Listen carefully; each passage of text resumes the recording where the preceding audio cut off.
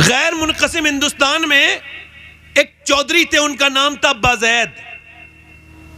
मालदार आदमी, दौलत बेशुमार, 2 बीवियां, 100 नौकर। कितने नौकर? 100। काफी नौकर हो गए ना 100 उस जमाने में। और वो जमाने में मालूम माल किसे माना जाता था? जमीन वाले को मालदार माना जाता था, और उसको माना जाता था जिसके पास बैल ज्यादा हो, भैंस हो, गाय हो, बकरियां हो, ये इसको कहा जाता था, ये दौलत है। अब उसके यहां सब कुछ था, उसने तीसरी शादी कर ली और इसको तीसरी बीवी ठीक मिल गई। कभी कभी बीवी ठीक भी मिल जाती है जी, इसको तीसरी ठीक मिली। ये क्यों कह रहा हूं? क्योंकि वो तीसरी नमाज की पढ़ने वाली थी, नमाज की पाबंद थी। ना सिर्फ वो पाबंद थी, उसका बाप भी नमाजी था, उसके भाई भी नमाजी थे, उसकी माँ भी नमाजी थी। पूरा बैकग्राउंड में कोई ऐसा नहीं था जो नमाज ना पढ़ता हो। मगर यहां आके बेचारी का दम घुटने लगा, चुके कोई अल्लाह के सामने झुकता नहीं। ना नौकर नमाज पढ़े, ना चौधरी नमाज पढ़े, ना उसकी बीबियां नमाज पढ़े, सारे ही बेनमाजी। तो उसने कोई ताने नहीं दिए कि तुम नमाज नहीं पढ़ते और मैं नमाजी हूं जी। जैसे कुछ लोग औरतें पढ़ी लिखी आ जाएं तो पूरी जिंदगी जहालत दिखाती हैं, यही कहती रहती है तुम तो सब जाहिल हो और मैं पढ़ी लिखी हूं। इसी वजह से वो बदतमीज हो जाती हैं। कभी कभी ये इल्म भी हजम नहीं होता इंसान को, कभी कभी इबादत भी हजम नहीं होती। इबादत का हजम करना भी बड़ा मुश्किल काम है। अब बताइए मैं उस आलिम के बारे में क्या जवाब दूं जो है तो बेचारा आलम मगर अपना तकब्बुरी ठीक नहीं कर पाया। जो अपना इलाज ना कर पाया वो दूसरों का इलाज क्या करेगा? जी जी, हक है बेशक। आप समझ मेरी बात आ रही नहीं आ रही? जी जी जी। अब देखिए उसने क्या कहा कि देखा कि अब उसने ये नहीं कहा कि मैं नमाजी हूं और तुम नमाज नहीं पढ़ते, ताने नहीं दिए, झगड़े लड़ाइयां नहीं की। मैं अपने इलाके में तकरीर करता हूं तो एक बात का तो भाई देखो हाशिम भाई फायदा होता है, वो फायदा ये कि समझाना ज्यादा नहीं पड़ता। जी जी जी, माशाल्लाह सब लोग समझते अच्छा है जी जी बेशक, है ना। चूंकि हमारी एक साहब कह रहे थे भाई आप ही की तरफ के मुकर्रिर ज्यादा क्यों होते हैं, तो मैंने कहा हमारे यहाँ की दोनों जबानें एक ही हैं। हम घरों में भी वही बोलते हैं और महफिलों में भी वही बोलते हैं। बाकी हिंदुस्तान में सब जगह 2 जबानें हैं जी बेशक। अब एक ही जबान पे लोगों को जो है वो कमांड है, उन पे इख्तियार है, इस वजह से अल्हम्दुलिल्लाह जबानें अच्छी हैं। और ये हमारे बुजुर्गों का फैज़ है। हमारे यहाँ पर खाली खतीबी नहीं है, हमारे यहाँ वली भी बहुत बड़े बड़े अल्हम्दुलिल्लाह बेशक, सुभान अल्लाह। तो उसने ये नहीं कहा, इधर देखें, ये नहीं कहा कि तुम नमाज नहीं पढ़ते। उसने सोचा कि नमाजी कैसे बनाना है। अच्छा उसने दिमाग लगाया, बहुत अच्छा दिमाग लगाया। उसने देखा कि चौधरी को दूध लेके जाता है शाम को नौकर, तो उसने नौकर से कहा तुम दूध लेके नहीं जाओगे, मैं लेके जाऊंगी। उसने कहा ठीक है। नौकर की कोई औकात थोड़ी होती, बेचारा हट गया। ये दूध लेके गई, वो ऐसे ही ले जाता था, ये बिल्कुल औटा के उसको बेहतरीन बादाम में छौंका लगा के और बिल्कुल सुर्ख दूध लेके गई। चौधरी साहब लीजिए दूध, तरकीब देखिए, लीजिए दूध पीजिए। चौधरी ने देखा, कहा तुम हैरत का इजहार किया, कहा तुम मेरी बीबी तुम क्यों आई हो? अरे मेरी तो नौकर 100 नौकर हैं, उनमें से कोई ले आता, तुम क्यों आई हो? कहने लगी बात ये मेरा ज्यादा हक बनता है, मेरे हुजूर ने इरशाद फरमाया है कि अगर मैं मखलूक में किसी को इजाजत देता कि वो मखलूक को सजदा करे तो मैं बीबी को इजाजत देता कि वो अपने शोहर का सजदा करे। लिहाजा अब आपका मर्तबा तो बहुत ही बड़ा है ना, तो अब मैं आपके लिए इस वजह से दूध लेके आई हूं, आप पीजिए, मेरा हक ना छीनिए मुझसे। उसने दूध पी लिया तो इसने फिर अगली फरमाइश की कि मैं आपके पांव भी दबाना चाहती हूँ। कहा क्यों? मैं अपने गांव में अपने घर पे अपने अब्बा के दबाती थी, अब चूंकि आप मेरे सर ताज हैं तो पांव दबाने दीजिए। अच्छा पांव इसने दबाई, ये जानती भी थी दबाना। कुछ लोग जब दबाते हैं तो दर्द कर देते हैं, कुछ लोगों को पॉइंट पता होते हैं। उसने पांव दबाने शुरू किया और उन पॉइंटों को छेड़ा जिससे सुकून होता है। ये सुकून के साथ इसको नींद आने लगी। जब वो सोने लगा ये आगे बढ़ के बोली चौधरी सो रहे हो, आपको नींद आ रही है, मैं भी जा रही हूं, मगर अगर आपको बुरा ना लगे तो सुबह फजर की नमाज में उठा दूं। वाह वाह सुभान अल्लाह, वाह क्या अदा है। अब एक तो चौधरी जी, दूसरा मर्द जी, तीसरा मालदार जी, तीन अलामत गुरूर घमंड की इसके अंदर जी जी। तू मुझे समझाएगी, बेइज्जती कर दी। अच्छा ये बात कब बदलोगे आप? जो गाली बके वो इज्जत वाला है या जो गाली सुन के सब्र कर ले वो इज्जत वाला है? आपकी नजर में कौन है? और हमारे यहां क्या है, जो सुन ले वो उसकी बेइज्जती हो गई। जब कोई मुझसे टेलीफोन पे या ऐसे वैसे बदतमीजी करता है, कभी ऐसे तो करता नहीं कोई, मगर कुछ ऐसे लोग हैं, कुछ पीर लोग मेरे खिलाफ हो गए हैं तो वो अपने मुरीदों से करवाते हैं। तो जब बदतमीजी करते हैं तो मैं जवाब नहीं देता। मैं कहता हूं देखो भाई शबात हुसैन तुमने जवाब नहीं देना है, ये तुमको अपने मेयार पे लाना चाहता है। ये जितना घटिया है गाली देके तुम्हें भी वहीं लाना चाहता है। तो तुमने जवाब इसकी तरह, कुत्ता जब काटे तो कुत्ते के काटा नहीं जाता, सब्र किया जाता है। सब्र कर लो, गुस्से पीने वाले अल्लाह को पसंद है। सब्र कर लो, थोड़ा सब्र कर जाओ। और यार ये उल्टी बात क्या कर दी, जिसने गाली दी वो इज्जत वाला है, जिसने सुन ली उसकी बेइज्जती हो गई। ये कौन सी बदतमीजी आपने नया ये रिवाज, आज से ये बदलो और ये कहो जिसने गाली दी वो बेइज्जता है, जिसने सुन ली वो इज्जत वाला है। क्योंकि अल्लाह ने उस अबू जहल को इज्जत नहीं दी जो गालियां देता था, अल्लाह ने उस बिलाल हबशी को इज्जत दी है जो गालियां सुन के अल्लाह का जिक्र करता था, जवाब नहीं देता। सुभान अल्लाह, माशाअल्लाह, बहुत खूब, बहुत खूब, बेशक हक है। उल्टा ही बना दिया साहब, जो बदतमीजी करे वो इज्जत वाला है। और मेरी तरफ तवज्जो करो, वो चली गई मगर दूसरे दिन फिर आई, पलटी नहीं, हिम्मत नहीं हारी, हिम्मत नहीं हारी। चली गई, जाने के बाद फिर बोली हुजूर दूध। दूसरे दिन का फिर तुम आ गई, तुमको खबर नहीं, फिर नमाज के लिए कहोगी। का चौधरी नमाज के लिए मैं देखती हूँ, फिलहाल आप दूध तो पीजिए, मेरा हक तो न छीनिए। उसने इतने प्यार से बात की, उसने नजर नजर में ही ऐसे भले सुखन कहे, मैंने तो उसके पाँव में सारा कलाम रख दिया। उसने उसके हाथ में दिया, लीजिए चौधरी साहब दूध पीजिए। अच्छा उसने दूध ले लिया, अच्छा पी गया। फिर उसको पाँव भी याद आ रहे थे, कल अच्छे दबाए थे। ये बैठ गई तो पाँव दबाए तो इसने मना नहीं किया, दबाती रही। चौधरी मोटे ताजी थे, खर्राटे शुरू हुए। फिर आगे बढ़ के बोली, चौधरी आपको नींद आ रही है, मैं भी जा रही हूँ। देखो बुरा ना मानिएगा और गुस्सा ना कीजिएगा, जलाल ना कीजिएगा। अगर बुरा ना माने फजर में उठा दूँ। चौधरी ने देखा आओ नताओ, बैठी थी बेचारी, जोर से लात मारी तो उसका मुंह उसके पाए में लगा, और जब पाए में मुंह लगा तो होठ फट गया, मुंह से खून नीचे को गिरने लगा, आंखों से आंसू आए मगर एक लफ्ज़ नहीं कहा। दूसरी लात मारी, नीचे गिरा दिया और उसके बाद बर्तन उठाए। एक लफ्ज़ तो कह देती, एक तो बार कह देती, मैं नमाज़ी के लिए कह रही हूँ, तू मुझको मार रहा है।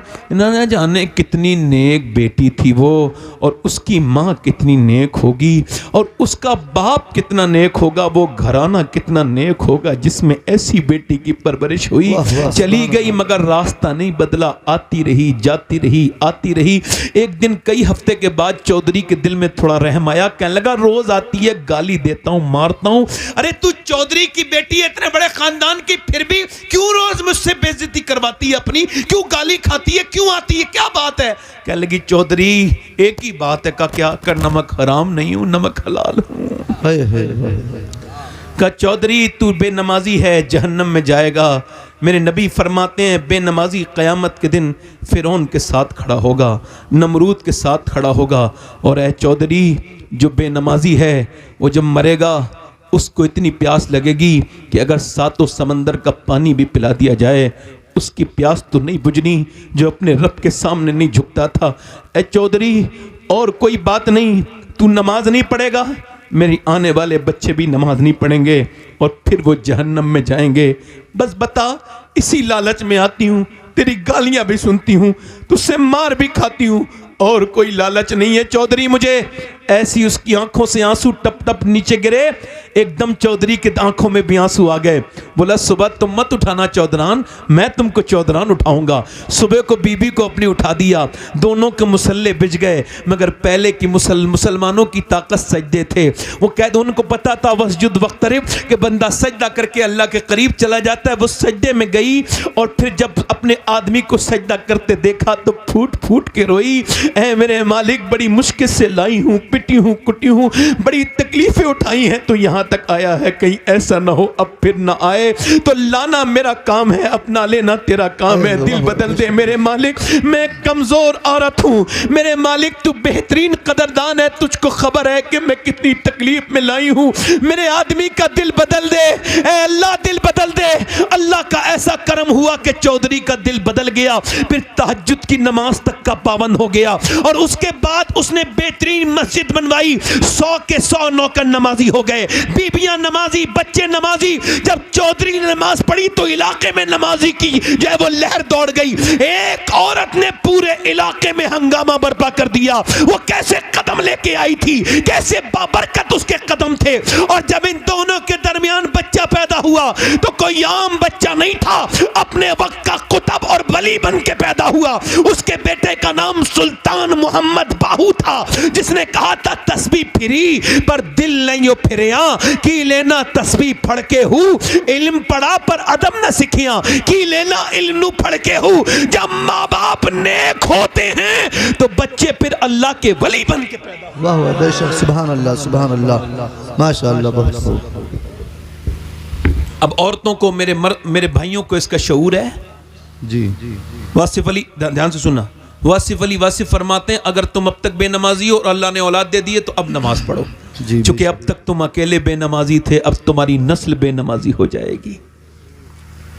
ओ मेरे भाइयों, इधर देखो, अपने बच्चों को चाहे खाना कम खिलाओ। जी बेशक। देखो हमारे यहाँ तो तालीम एक ही तालीम है, मैं जिसे तालीम मानता हूँ, मेरे हिसाब से अल्लाह एक है, इससे बड़ी कोई तालीम नहीं दुनिया में। बेशक बेशक। तो अपने बच्चों के ईमानों को मजबूत, बोलो ईमान को मजबूत, ईमान को मजबूत करो। माएँ अगर चाहें तो बच्चे तब्दील हो जाएंगे। बस आखिरी बात और कर रहा हूँ, दिल लग रहा नहीं लग रहा है जी? दोनों हाथ उठा के बताओ कितनों के दिल लग रहा है? सुभान अल्लाह, माशाअल्लाह, बहुत खूब। ये सब आप लोगों की बरकतें हैं। मेरे नबी सल्लल्लाहु अलैहि वसल्लम से अर्ज़ की गई, या रसूलल्लाह क़यामत कब आएगी? क़यामत कब? क़यामत? तो हुजूर ने फरमाया अल्लाह के इल्म में है। पूछने वाले ने फिर पूछा हुजूर क़यामत कब आएगी, जो कि उसको पता था, हुजूर को पता है। तो हुजूर ने फरमाया अल्लाह के इल्म में है। फिर उसने तीसरी मर्तबा पूछ लिया हुजूर क़यामत कब आएगी? तो मेरे हुजूर ने फरमाया जब लोग अपने माँ बाप की इज्जत करना छोड़ देंगे, क़यामत जब आ जाए। हाय हाय हाय, जब बेटे से बाप डरने लगे बात करते करते, कहीं मेरा बेटा मेरी बेइज्जती न कर दे, तो क़यामत। जब माँ अपने बेटे से बात करने में झिझके, मेरा बेटा बड़ा हो गया है, कितनी औरतों ने शिकायत की हमसे कि हमारे बेटे से कहना जब खाना लाया करे, कोई फल ख़रीद के लाया करे तो चुपके से लेके जाता है, तो हमको तो ख़बर हो जाती है ना। तो वो कहती हैं उससे कहा करो कि हम अंधे हुए हैं, बूढ़े हुए हैं, अंधे नहीं हुए। ये बताइए वो ऐसे छुप छुप के खाते हैं अपने माँ बाप से अलग। कुछ लोग कहते हैं मैंने अपनी माँ बाप को अपने घर रख रहा हूँ। मैं इधर तवज्जो करो, ज़रा गौर करो। हज़रत शाह अहमद नूरानी रहमतुल्लाह अलैह बहुत बड़े आलिम दीन गुजरे हैं हमारी जमात के। वो लंदन में तकरीर कर रहे थे। कहाँ पर? लंदन में। माँ बाप की अजमत पे लंदन में तकरीर कर रहे थे। उनसे एक पत्रकार ने पूछा, नामा निगार ने, अंग्रेज ने, क्या आपकी अम्मी आपके साथ रहती हैं? हमने सुना है आप अपनी माँ को अपने साथ रखते हैं। शाह अहमद नूरानी बूढ़े थे मगर रोने लगे, दाढ़ी भीग गई, कहने लगे तुम कैसी बात करते हो उल्टी, मैं अपनी माँ को अपने पास नहीं रखता, मैं अभी इतना बड़ा नहीं हुआ अम्मी को अपने पास रखूं। हाँ, अब भी मेरी माँ मुझे अपने कदमों में रखती है, मैं अपनी माँ के पास रहता हूँ। अरे वाह वाह, सुभान अल्लाह। लोग कहते हैं मैंने अपनी माँ को हज करा दिया। ले, तुम हज कराओगे अपनी माँ को? इधर देखो, जब माँ दुआ करती है तब अल्लाह हज कबूल करता है। वाह बेशक। हाँ, हजरत मालिक बिन दीनार कहते हैं मैं हज करने गया था, ध्यान दीजिएगा जी, और बड़े गौर से सुनिएगा। कहते हैं हज करके मैं अपने बाल मुंडा के, आखिरी जो बात होती है हज में तो यही होती है जानवर कुर्बान करो फिर बाल मुंडा दो। तो जानवर कुर्बान करके कहते हैं मैं बाल मुंडा के और मैं दुआ कर रहा था, या अल्लाह मेरा हज कबूल कर ले। कहते मुझे नींद आ गई तो हातिफ़े गैब से मेरे ख़ाम में आवाज़ आई, अल्लाह ने सबके हज कबूल कर लिए मगर मोहम्मद बिन हारून बल्खी का अल्लाह ने हज कबूल नहीं किया। अल्लाह अकबर।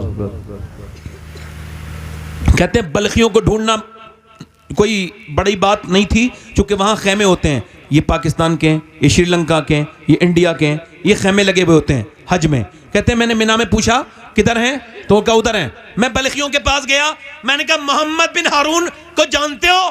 कहने लगे साहब वो बड़ा ही नेक आदमी है, अल्लाह ही अल्लाह करता है दिन रात, वो सब कुछ अल्लाह के नाम पे दे के उधर बैठा है, वो अल्लाह अल्लाह कर रहा है, हर साल हज को आता है। कहते मैं उसके करीब गया, वो नमाज पढ़ रहा था, वाकई में चेहरे से नेक लगता था। कहते नमाज पढ़ रहा था, उसने सलाम फेरा और मुझे देख के बोला अस्सलामु अलैकुम मालिक बिन दीनार। मैंने कहा आप मुझे जानते हैं? कहा मैं तो ये भी जानता हूँ। क्यों आए हैं आप? कहा क्यों आया हूँ? कहा ये बताने आए हैं कि मेरा हज कबूल नहीं हुआ। कहा क्यों? कहा मैं 24 साल से हज करने आता हूँ। जब काबे में पहुँचता हूँ तो काबे को देख के रोने लगता हूँ, अपने गुनाह याद आते हैं, कांपने लगता हूँ, हजर अस्वद का बोसा लेता हूँ, फिर मैं तवाफ़ करता हूँ रुकने यमानी, रुकने इराक़ी, रुकने शामी पर, हतीम के पास, मकाम इब्राहीम पर दुआएं मांगता हूँ, और फिर मैं सफ़ा मरवा दौड़ता हूँ।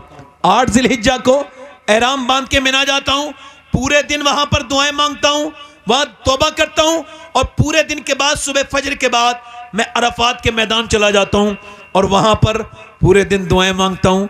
आपको पता है वहाँ एहराम की हालत में दुआ मांगना क्या है? सुन्नत। क्या है? सुन्नत। और जब हम पहली मर्तबा मैंने हज किया 17 में, मैंने देखा लोग दुआ मांग रहे थे, आधा घंटे में उन लोगों को चक्कर आ गए, आधा घंटे में। और जब मैं दूसरी मर्तबा 19 में हज करने गया तो मैंने देखा कि लोग दुआ मांग रहे थे तो 45 मिनट में लोगों को चक्कर आने लगे, कहने लगे बहुत धूप है, बर्दाश्त नहीं होता, लोगों को चक्कर आने लगे। मगर हजरत अबू हुरैरा फरमाते हैं जब हुजूर ने दुआ मांगी ना आखिरी हज के मौके पर, मेरे और आपके आका ने, मेरी बहनें सुन लें, मेरी बेटियां सुन लें, आप भी सुन लें, हाथ उठाए और दुआ की। तो फिर दुआ करते करते अपने सीने पे दोनों हाथ लगाए और फिर सिसक के रोए और क्या कहते थे मेरे नबी? ऐ अल्लाह मेरी उम्मत को बख्श दे या अल्लाह। और आखिरी हज के मौके पर अरफात की तपती हुई धूप में मेरे और आपके आका ने 6 घंटे लगातार तकरीबन दुआ की है, 6 घंटे लगातार उम्मत के लिए दुआएं करते रहे। वो कहता है मैं अरफात में दुआएं मांगता हूं और फिर मैं तौबा करता हूं खूब अपनी गलती पर, और फिर मैं असर पढ़ के मगरिबी शाम मिला के पढ़ता हूं मुजदलिफा में कंकरी बीनता हूं और मिना चला जाता हूं, वहां रमी करता हूं, रमी में यानी पत्थर मारता हूं शैतान के, और फिर पत्थर मार के चला जाता हूं काबे, तवाफ करता हूं, सही करता हूं, वापस फिर आता हूं, जानवर कुर्बान करता हूं, फिर अपना बाल मुड़ाता हूं। तो कोई अल्लाह का वली आता है और कहता है अल्लाह ने तेरा हज कबूल नहीं किया, अल्लाह ने तेरा हज कबूल नहीं किया। कहा क्यों? कि मैं अपनी माँ का गुस्ताख हूं, मेरी माँ मुझसे नाराज होके मरी है।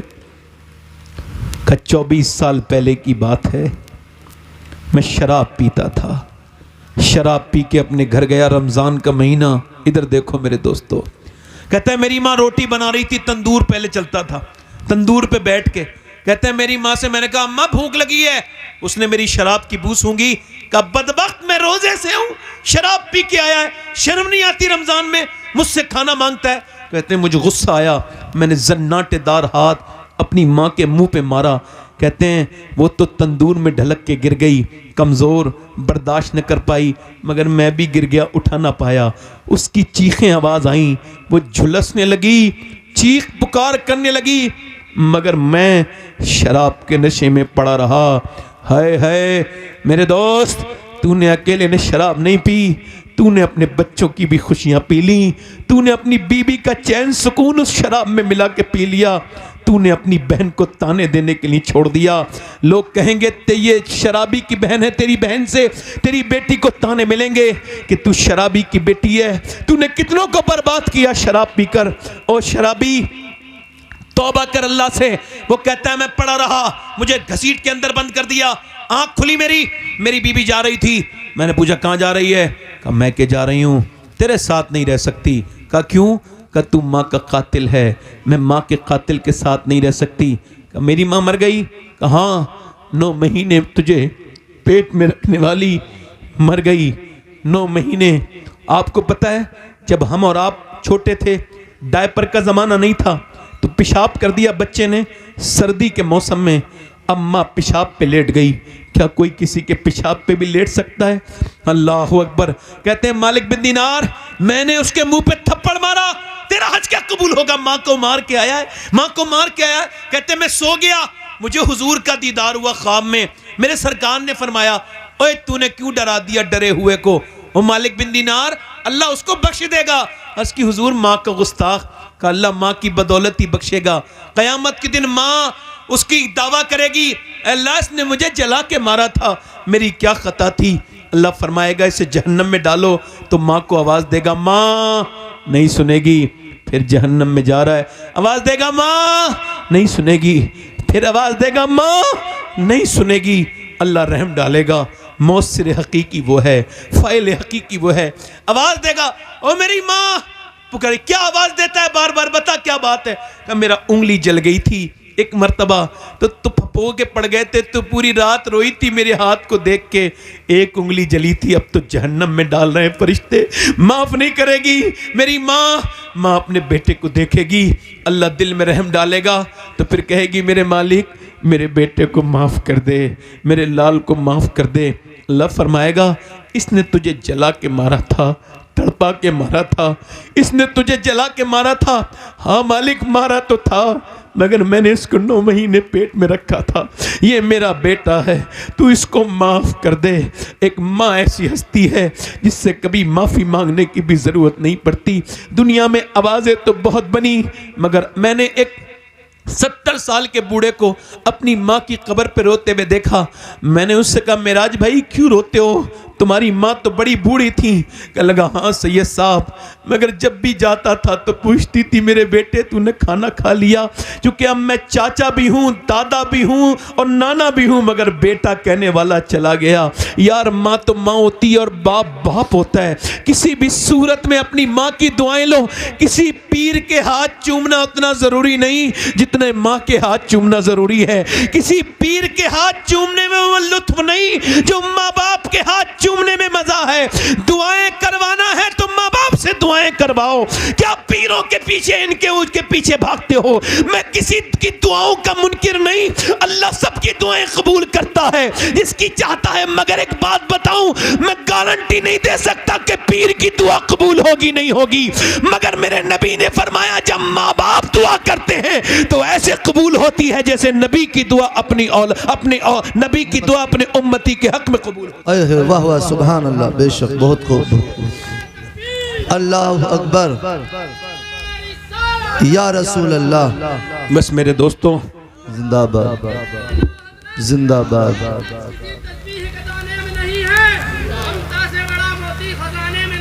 सुभान अल्लाह। हाय हाय हाय हाय हाय हाय बेशक बेशक सुभान अल्लाह सुभान। हाय हाय, क्या सच्ची बात कही मेरे भाई, क्या सच्ची बात कही। ना बाप का सा दूसरा, ना माँ सा दूसरा। जी बेशक। इनसे मोहब्बत करें। आखिरी बातें और कर लूँ, आखिरी बातें कर लूँ। जी जी। मुफ्ती साहब ने भी एक बात कही थी, तो उस बात में हल्का सा मैं मुफ्ती साहब की बात को आगे बढ़ाता हूँ। देखो 2 किस्म की लड़कियां हैं हिंदुस्तान में। कितने तरीके की? ध्यान देना जरा। 2 किस्म। कितने तरीके की? 2 किस्म। एक तो वो है जिसे पर्दा कराना चाहो फिर भी नहीं करती जी, ठीक है जी। उससे कहो दुपट्टा ओढ़ ले फिर भी आदि आस्तीनी कपड़े पहन के शादियों में बेहया घूमती है। उसको लाख समझाओ समझती। और एक वो है जो पेपर देने जा रही है। जी बेशक। और स्कूल वाले कह रहे हैं बुर्का उतारेगी तो पेपर देगी। बेशक। तो वो कह रही है मैं अपनी जान तो दे सकती हूं मगर अपने नबी का लाया हुआ पर्दा नहीं उतार सकती। वाह वाह बेशक सुभान अल्लाह। दोनों मुसलमान है जी, दोनों मुसलमान। तो फर्क क्या है दोनों में?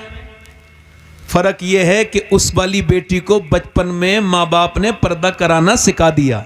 जी। मेरा आपको बता रहा हूं, मशवरा दे रहा हूं, ये तकरीर नहीं है। अपने बच्चों को, अपनी बेटी बहनों को जहन्नम से बचाना है तो 6 साल की उम्र में ही उसको दुपट्टा उड़ाओ, उसको दुपट्टा उड़ाना सिखाओ। क्योंकि एक बार नबी की नवासी कुरान पढ़नी थी मदीने में, तो उनके सर का दुपट्टा नीचे सरक गया।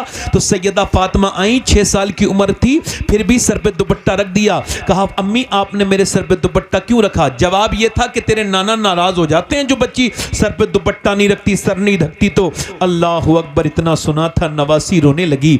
अजीम बाप की बेटी थी ना, अली की बेटी थी ना, रोई। सैयदा फातिमा ने कहा अब तो चुप जाना मेरी बेटी, मेरी लाडली, अब तो सर पे दुपट्टा है। रो के बोली अम्मी जान नाना से कह देना इस बार ज़ैनब को माफ कर दे, अगली बार तो गर्दन कट जाएगी मगर अम्मी सर पे से दुपट्टा नहीं हटेगा। करबला के मैदान में लोगों ने देखा कि वो अपने बच्चों की लाशों पर भी वो बेपर्दा नहीं हुई। बेशक। बात वही है कि बचपन में पर्दा ये जो लड़कियों को, छोटी छोटी बच्चियों को जीन्स की पैंट और मर्दाना कपड़े पहनाती हैं, ये गुनहगार हैं, हराम काम करती हैं। अम्मी आयशा फरमाती हैं, एक औरत ने अपने जूते पहन लिए मर्दों के, तो हुजूर ने जूतों पहनने वाली औरत पर लानत फरमाई। हुजूर की लानत कोई छोटी मोटी बात मत समझना इसको जी। ये फिर कितने भी मियाँ को, कुछ मियाँ को उल्टा लटका लो घर में, तब भी बरकत नहीं होगी जी। बेशक आजकल फाल खोलने वाले ही बड़े अजीब अजीब हैं सब। जब तक बेवकूफ जिंदा हैं, अक्लमंदों की रोटी रोजी में कमी नहीं। वो फाल खोलता है बैठ के वहां पे, उस अंधे को दिख नहीं रहा, ये सामने बेपर्दा औरत बैठी है, इस पे लानत है, उसको फाल दिख रही है अंदर की। और जब तक झूठ ना बोलो औरत मुतमईन नहीं जी। तो वो भी कह रहा है झूठ के ही कारोबार करो, जितना बेहतरीन बोलोगे। जी। पागल है ये औरतें, बेवकूफ है ये औरतें, इनका दिमाग खराब है, इनकी अक्लें मारी गई हैं। क्योंकि अगर ये सब बात होती तो मेरे नबी ने अपनी बेटी को क्या सिखाया ये देखना पड़ेगा। तो जब भी हसन हुसैन बीमार हुए और जब भी मौला अली जंग में जाते थे, उधर अली तलवार चलाते होते थे, उधर फातिमा सजदे में दुआ करती थी, ना कभी अली की तलवार को कोई हरा पाया, अल्लाह का फजल हुआ उनको। सुभान अल्लाह, सुभान अल्लाह। बेशक बहुत खूब, माशाअल्लाह। नबी की बेटी ने सजदा करना सिखाया। जी जी। इधर उधर खूब भागे फिरो, कुरान तो निकल गया अब घरों से, नस्लों से, कोई आवाज ही नहीं आती कुरान की। माज़अल्लाह किस किस बात पे बोले भाई, कौन कौन सी बात पे बोले जी। अगर एक बात हो तो बात करें भी, आखिरी बातें कर रहे हैं। कुछ लोग कहते हैं हमने औरतें बदल दी, ये आजकल मीडिया पे चल रहा है। ये कुछ लोग कहते हैं इतनी मुसलमान लड़कियां कन्वर्ट कर ली। मैं कहता हूं कुछ समझदार हो कि नहीं, बेवकूफ हो क्या? अरे जिसने इस्लाम समझा ही नहीं उसका छीनना कितना आसान है। जी बेशक।